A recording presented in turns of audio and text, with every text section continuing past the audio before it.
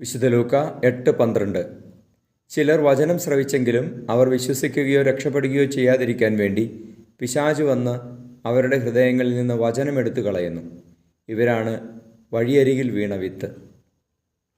പരിശുദ്ധ പരമദിവ്യകാരുണ്യ ഈശോയ്ക്ക് എന്നേരവും ആരാധനയും സ്തുതിയും പുകഴ്ചയും ഉണ്ടായിരിക്കട്ടെ. ഈശോയെ, എത്രയോ വലിയ സ്നേഹത്തോടുകൂടി ഞങ്ങളെ സ്നേഹിക്കുന്ന അങ്ങയുടെ കരുണയെ ഓർത്ത് നന്ദി പറയുന്നു. Hallelujah, hallelujah.